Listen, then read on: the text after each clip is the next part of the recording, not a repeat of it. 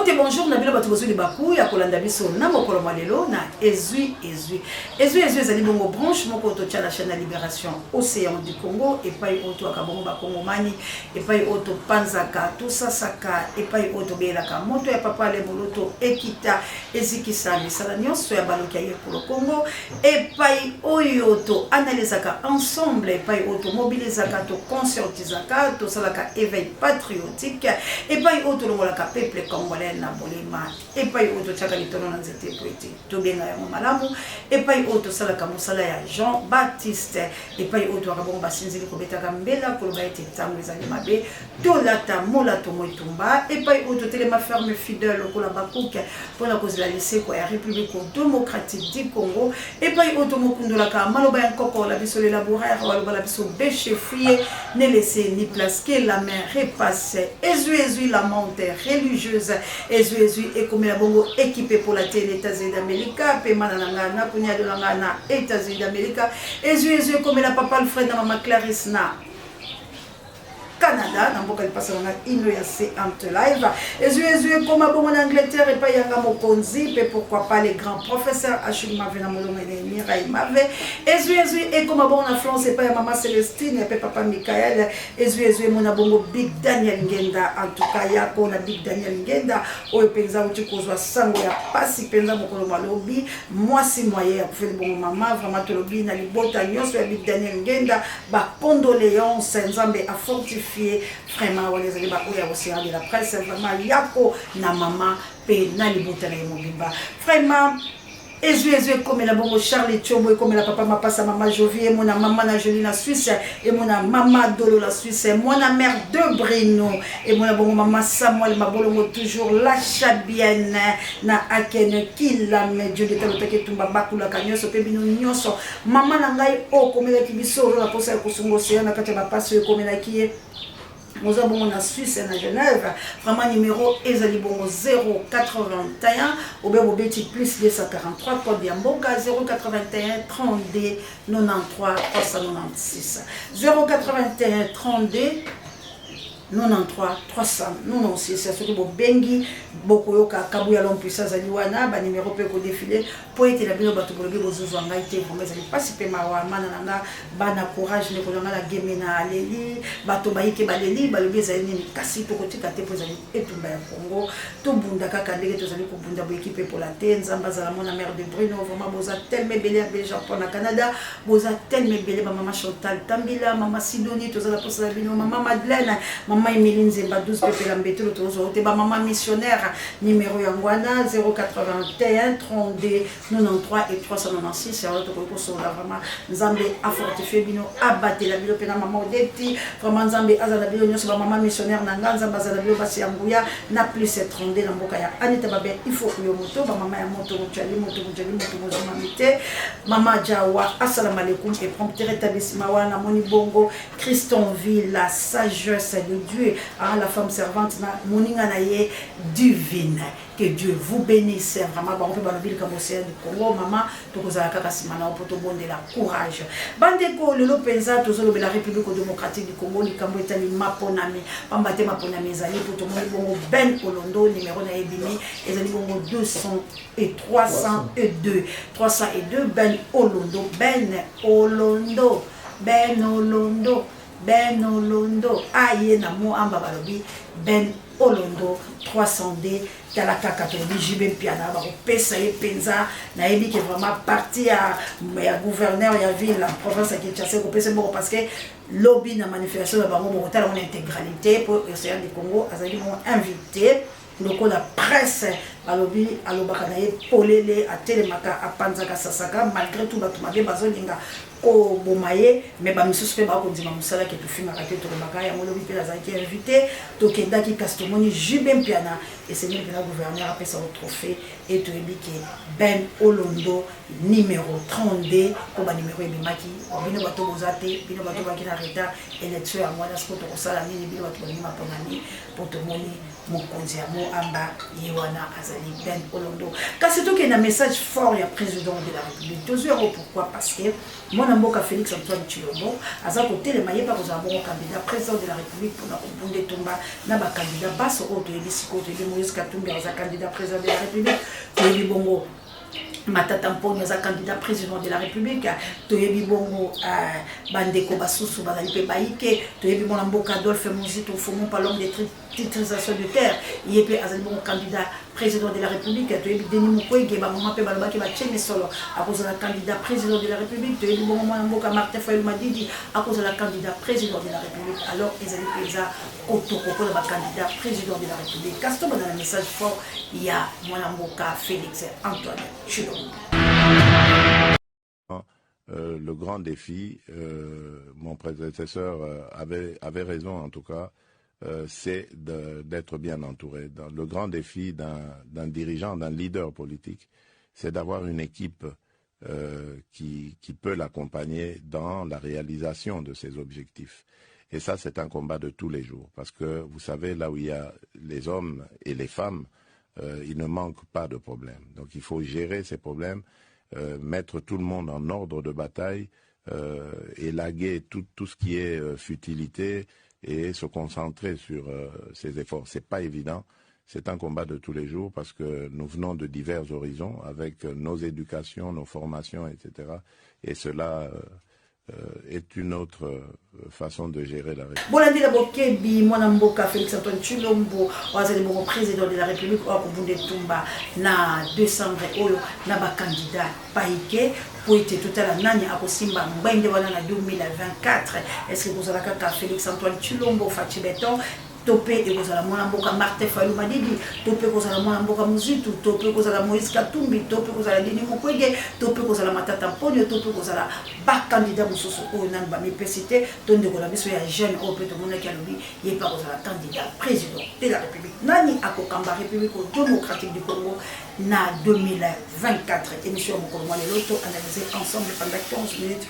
On va passer ce que la choc va panzi pesama na ko sala pascal tout ça tenini Congo pas ses alliés traumatisme les alliés koko la na vivre malamute na ba crise tangonyo sopo avoir qui événement azumona pour que les akito côté casse avec Dieu nous faire des espoirs qu'il a mis Dieu dans le ticket tomba na Congo ya sikanyo so papa Patrick to benga laka to sunga Congo yanga isonga ntila ikala tout est mabiso so mama Congo Tobunda etumba mama Emilie ma 12 pepe la mbetolo to kozo te mama Madeleine bobenga mamosia aza téléphone aza na soutien aza piaka la minute ne bomondo donc ala muki lelo a évité de gagner les journées beaucoup mais avec Nzambe tout sunga moi 100 moi 200 moi 50 et ça la OCAP une grande personne bande ko bola di message ya Fachi Beton alobi à peu près maloba ya Kabila président sortant Kabila alelaki alobi ngai soki nazalaki na bato belé ya makasi o bantouraki nga mais nakoki kosala oyo nasalaki te Félix memema alobi ezali etumba ya mikolo na mikolo ya entourage etumba ya mikolo na mikolo ya entourage tozolela likambo eteli entourage est-ce que entourage ya Fachi Beton baede na mosala bayaki kosala. Est-ce qu'entourage de Fachi Beton ti mandat negezo sila quoi? Est-ce que bosungi? Est-ce que ça qui entouré la batumalam? Parce que tout le monde va vidéo la bino, il y a pas sexy tap, tout le monde va vidéo la bino pour ça réjouir, tout le monde va vidéo la bino pour soper la basse mbongo, tout le monde va vidéo il y a l'olenge muta mesurer mbongo la taille là. Est-ce que bosungi? C'est pourtant tout ça qui est dans ma pomami. Neni ya malonga beaucoup pèse la population.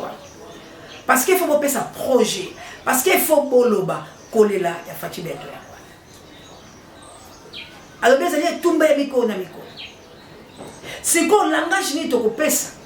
Bilan ni to hotel sur la population parce que tous a besoin de voix, tous a besoin de voter biso, tous a balier, tous a ba alliance la biso. Tous a bato pe baza fort, bato musu pe peuple les olinga bango. Mais est-ce que na biso moko ni to hotel sur la population? Tous en a 40% à réussite, tous en a 50% à réussite, tout est échoué. tozo keneka na Kigurba, tozo keneka ka po bisonde, tozo kende parce que toza na souci ya Congo, ma pona mipenza batu bako voter biso pona musala tosalaki. Parce que élection est sanction. Tant basala que élection na mboka za po ba sanctionner mutu azalaki. Et ça tout ça qui est l'élection 2018. Donc on avait sanctionné Kabila parce que tout le monde que Kabila c'est madame te faut maintenant tout qu'il y a l'élection. Et aujourd'hui depuis tout qu'il y a l'élection ça peut pas sanctionner Fachi. Pour batali pela que musala c'est madame te. Kolela la paix à Fachi en wala. C'est quoi entourage comment vous ça la mabela batulani. Pourquoi vous avez pembe la batu pour détruire ba? Bolinga Congo to bolinga Congo te. Na lo batalo kwa sango mokonzi pona Congo. Pona Congo to kanga munoko te. Waleza domaine à sango mokonzi a repé sango. Bon s'abonner encore une fois massivement la chaîne de la libération pour vous avez décidé. Tozo kufa pour la bosolo. Bazo bo mabiso pour la vérité. To kolia kanya kate. Ne kolanga soki moto ko sa malamu te awezali océan du Congo et baleboyambi. Moi je m'informe et je me cultive rien que pour vous informer. J'aime dire tout ce que les gens disent tout bas et je dénonce les insanités. C'est pour cela que je suis aussi en de la presse congolaise et votre chaîne c'est chaîne de la libération. Le chaîne il faut libérer le Congo. Chaîne de Kolia Kanyakate et Kokufa la Kati à Bosolo. Peu importe souffrance, peu importe cometa, peu importe torture, peu importe oh parce que si Dieu est là, to kozala kaka moto kasi mokila te kila me qui est calme taketo makale pour ya soleil. Vraiment, ils n'allaient pas si bien de Kolamai. Prompteur établissement la maman, salam alaikum. Maman, moto Bojani, Fondation Sia du Congo, Zamba Kosunga Biso, Tota Loleni, Totambola. Téléphone me fait défaut pour tout bien à maman, Moussouan de Kobasunga. Maman missionnaire Bazali, maman la jolie Bazali, maman Madeleine Bazali, quand même, comme il est la festivité, bana bazanga elokote ndenge to lokala ki meto ebite pourquoi ba maman Madeleine to zobenga na te mikanda ekenda ki téléphone pesalité allez-y comprendre moi la mère de Brino na Autriche bande kolangai tozo ke de faire ma ponami tozo le message à ma tata Ponyo ou ba na ko adresser na nation congolaise précisément dans ma diplômé si je me trompe. Chers diplômés, le leadership est la fondation du progrès de l'humanité. Lorsque Dieu créa le monde, il l'a fait sur base de principes de leadership. Il a eu une vision, il s'est fixé des objectifs précis et clairs, il a planifié son travail. Il a effectivement exécuté son plan en 6 jours et il s'est reposé le 7e jour. Ainsi est né le jour, symbole d'une vision et du concret. Ainsi est née la semaine, symbole d'une planification et de l'accomplissement. Ainsi sont nés les 7 jours de la semaine, symbole d'un rêve et d'une réalité. Et donc, le leadership a donc commencé avec le commencement. Bolandi na bokebi. Da mutula mutazo préparer terrain de discours na. Mutula mutazo préparer terrain de discours na. Mutula mutu azalo lolengeni azolo ngape batwa besa ya maboko. Mais babiloko azolo ksabino na bemission ekoya toko critiquer mutu nyonso o ache candidature na ye na misala kwa saki la République démocratique du Congo parce que bungité ba congolais ba bungi amote. De chaque candidat to bolota na biloko na ye. Est-ce que candidat oyo asalaki malamu pour le long discours à est-ce que Azamutu Oyo, Banjoy Baroko ya Penenae, population pour Talae? Le coup là, tout ça, la tamingi, tête qui m'embang, Moïse Katumbi, a tourné plein à plein, tous les Nakata.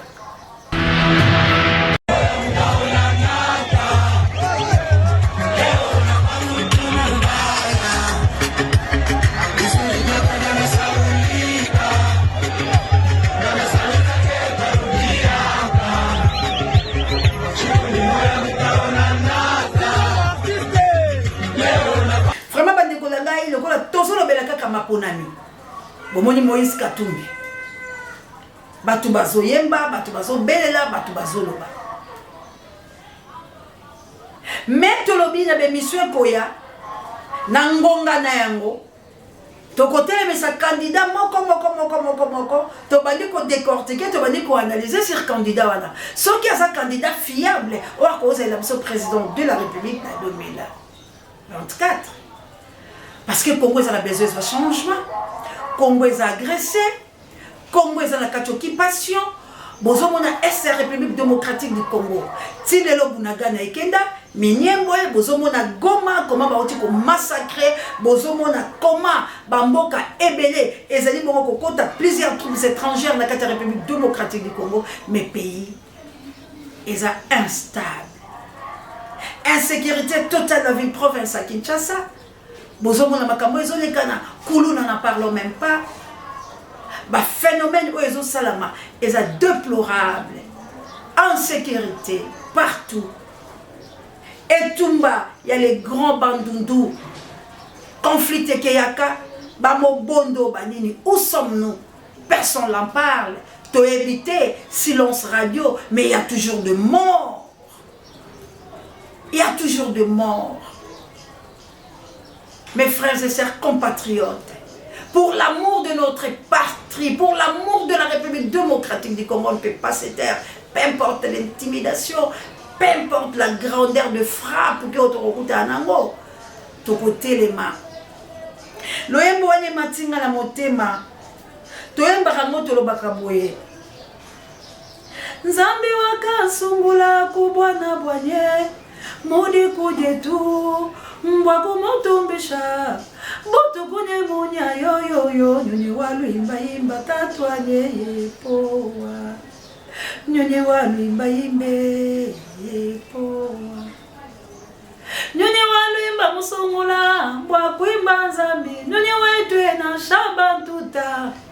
Na shaba mpenda. Na shaba jana. Kani meme uche nandekela. Yo yo yo. Nyonye walu imba imba ye.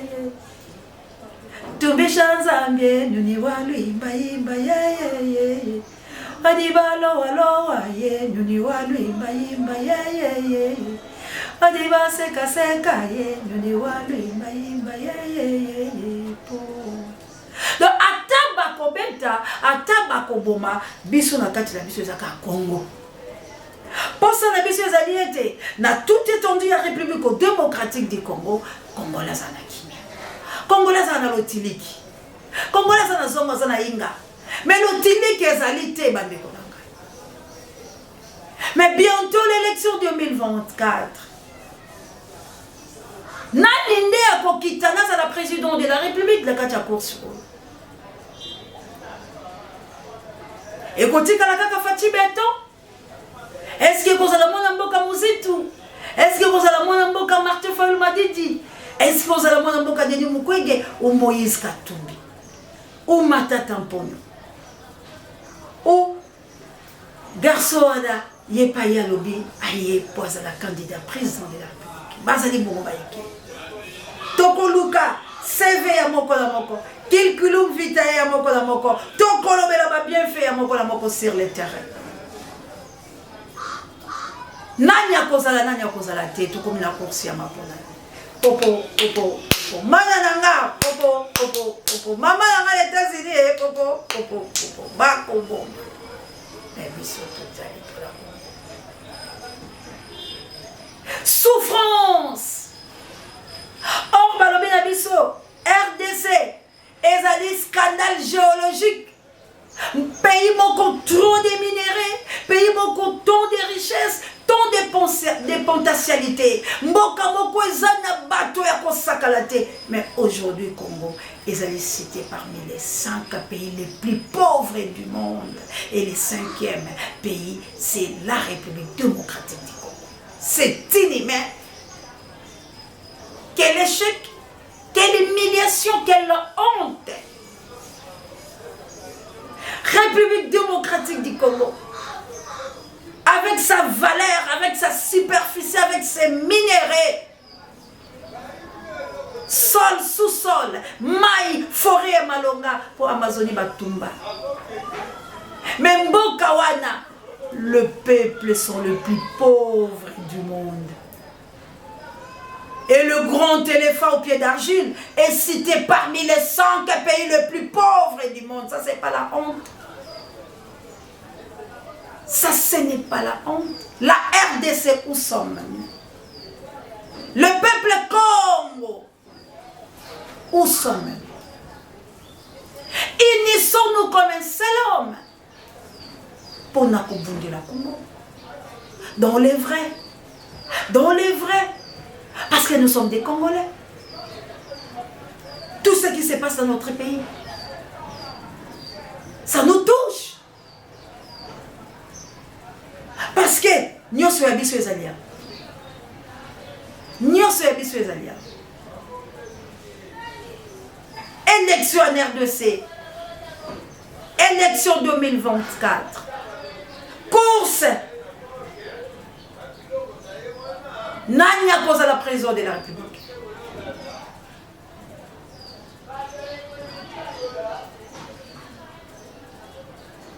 Congo zonga mobimba et le papa rocher rotabule personnel.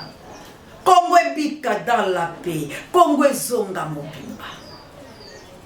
Tout est la minerai à Congo té, tout est la richesse à Congo té, mais tout linga Congo, tout linga ba Congolais, tout linga mboka, pour être tout bon isengo, amour ya mboka.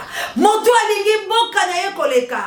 Moto azali kobima, alobi yende aye pona kobenga na salite nyoso ezalaki ye akosala azali pe akozala asali lelote asala azo continuer kokoba kosala pa kosala Ben Olondo. Tous voyez na kati ya misala na ye lolenga sangisaki puis des associations pe adhérer bango na parti politique.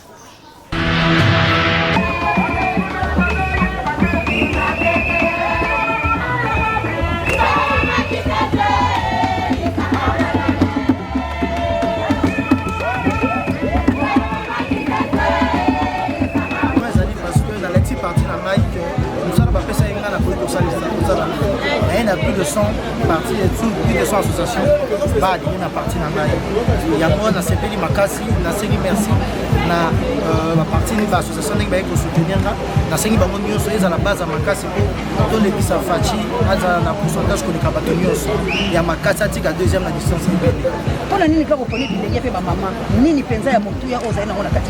Parce que Naponi maman, parce que maman t'a bon salanda, maman t'a salagano salanda kachaka ordre landa. Na belu bilenge parce que na lingi bayato chapo comme ça ba jeune conscient. Ba ya ko ba zo maito kito bonga na kumuna to benga na biloko belé bilenge bazo sala. Azo benga bazo conscience ba ya to simana to lekisa fachi beta ko ale kana na pourcentage ya ebelé ko likabatunyo. Mama bijou bo fassa. Na les amis de Bibo, moi soit Simbilemba, moi soit Telemaka, Abundaka Etumba. Tous voyez dans le dengue albaki moké na micro ya océan tipo. On a yaka de konanga de jamais au Lundo. Waza candidat na Moamba, na za membre de l'association EDC. Donc quoi les lots l'association du fallait. Basta na kati ya ACP ya mpe kutema. Siko ninga koyoko loba bandeko muzalo kala bazali ko pouvoir te na ba parti politique nyonso ezali ko soutenir Congo Sata ya mokonzi mo ekolo et puis ba monio engambe ya mwasi ko pa kamba kamba tubayike nino koyoko yesa na koyesa bandeko en tout cas ba pouvoir na ba parti de ya mwana zo matisa ba ozala pe fidèle na parti na yo ozala pena elongo na autorité morale na yo kasi to monio na ngambo la ngambo okamba mi pena bilenge libali oyo pe ozali na bango bazali bongo banani moko bazali kotambola nayo to bango pe balika na kati ya lisanga ya association oyo baye pe ko soutenir Olondo bon bango pe bazali lisanga ya association donc to beto za ndeko na biso be Benjamin Olondo poa yango na bengaki pe baninga mususu na bengaki grand frère na Jean Didier Mungulu ye paza oyo akambaka ba association mususu binene lande kibutu ye pe akambaka ba association mususu yango na benga moto sangana to tia ben Olondo baboko tozeli kokenya biso na suka tolobi ezali likambo elitali maponami wapi epai tolobi tosimba Kongo la motema tosimba pe bakongolais ba oyo bakosunga pamba te tokopona badepute tokopona kasi likambo ya Mike Mukibai ezali boni likambo ya Mike Mukibai ezali boni kabuya na suko kotela nganzembo ya Godepoi passer Godepoi passer la bibi toko voter te alors mais bana ya moamba na bana ya lemba balobi ya bango numéro 302 Ben Olondo ye jeunesse ba mama de batwaye beaucoup landa mon intégralité motomoko bien Ben Olondo motomoko bien mo amba na poche na ye lemba na maboko bana lemba telemi les amis de Bible telemi les grands famille de lemba les amis de telemi pe lemba mobimba na maboko ya Ben Olondo.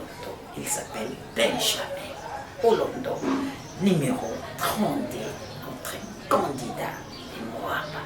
Na yo na Moamba, où il y a des pour Fimo, il y a quelqu'un pour Ben Moamba na poche lemba na maboko. To bandi ko kenya biso mukemke la suka poto solo bakali kamuliteli maponami.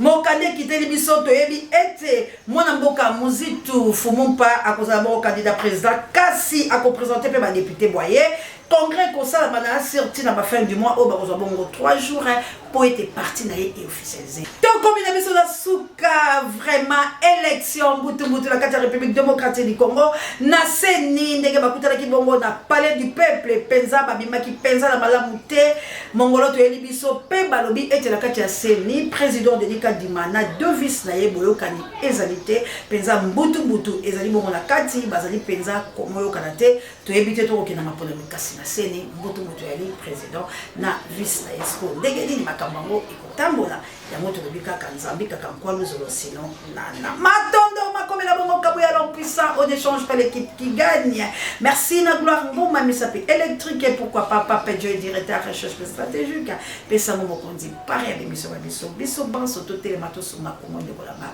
ko voter pour la polote ko voter pour la nzalate ko voter te pour babenga ki voter ko voter te pour eto moni mutu moko bote to longola nanu classe politique autozo nouvelle classe politique ya mo biso na mo amba to présenter Ben Olondo yende bozala numéro ezali 32 bozala katango ngombe beta ngilele to côté le mapeto hotel sabilo lolenge ni bokosala mais na kati ya mo amba to lobi Ben Olondo nde moto oyo biso to kopesa maboko pelemba mobimba elobi Ben Olondo poza mwa lemba to kopesa ye maboko peu importe lolenge soki yo oyena lemba yeba ki kokota te na mo amba kokota te pour Ben Olondo ndazali. Merci encore une fois la directeur Willy, on ne change pas l'équipe qui gagne. Merci la bino banso nous a assisté biso vraiment bobenga numéro ezali wana po ete to kutela to sola ngai na bino soki nzamba bobite to kokutana.